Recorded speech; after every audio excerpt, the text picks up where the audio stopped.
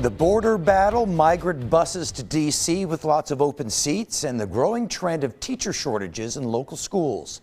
Those are the big topics this week in Texas politics. Here's Fox 7 Austin's Rudy Koski and our panel. Here we are back in the LBJ penthouse talking about this week in Texas politics. And the hot topic in Texas politics right now, well, that continues to be the border crisis. But there's also other issues like Democrat gubernatorial candidate Beto O'Rourke making news by getting COVID and then making the former head of Planned Parenthood a top campaign manager. There were several state legislative hearings on issues like the abuse of temporary paper vehicle tags, a growing teacher shortage, and as more electric cars hit the road, how will the state replace lost gas tax revenue? We'll talk about those, but first let's get our headlines, and we'll start with Stephen Dial from Fox 4 Dallas. Stephen, what's your headline? Borders and buses. Greg Grugan with Fox 26 Houston.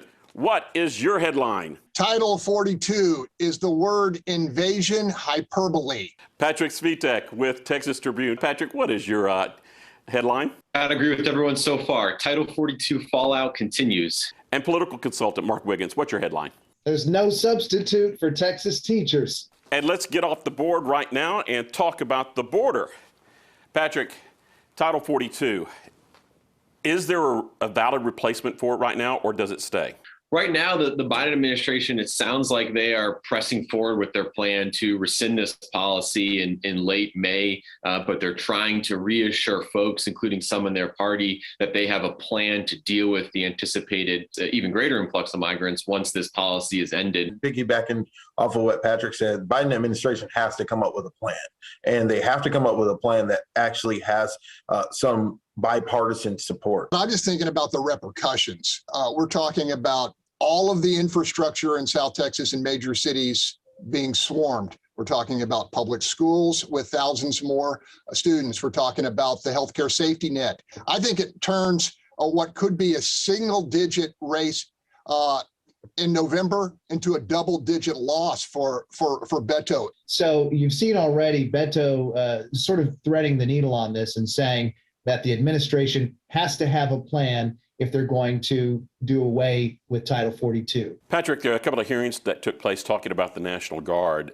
There are two big issues that caught my attention. Was one, the lack of death benefits for state deployment on this current deployment and all other state deployments, and then also the lack of flotation devices. The revelations like those continue to fuel this narrative, I think, that this mission was, hastily put together, not fully thought through. Mark, I know that you were monitoring the education topics that were brought up during committee hearings, and in one discussion that you and I had, the teacher shortage that's already here and is growing. What's your concern? Is this the sleeper issue of the session that's coming up? The teacher shortage will be the number one public education issue next session. And, it comes at a very dicey time when you're talking about public education, the way public education is being discussed right now. Stephen, another hearing took place that you monitored, I know. It dealt with temporary vehicle tags and also electric cars and their impact on the gas tax.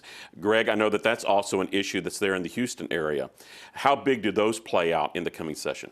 I don't know how we can map the genome, but we can't figure out how to do a better job with these paper plates. That's crazy. Now they're also considering adding things like QR codes, different colors, and a company sticker that may go on the car when you have a temp tag. And so, this is a huge issue. It's been attached to dozens, if not hundreds of violent crimes. Another transportation issue, but linked to the border, Governor Greg Abbott's buses of migrants to Washington, D.C. Not a lot of people are riding these buses, as few as 10 going up there. And now the White House is joking about it. Patrick, is it time to hit the brakes on this program? I don't know if it's time to end it, but I think that, whatever initial momentum there was behind this plan, I think has receded a little bit. And now you've got Democrats accusing the governor of incentivizing illegal immigration by offering these rides, which is really an expert level troll. If folks aren't taking these free buses out of Texas, they're staying here.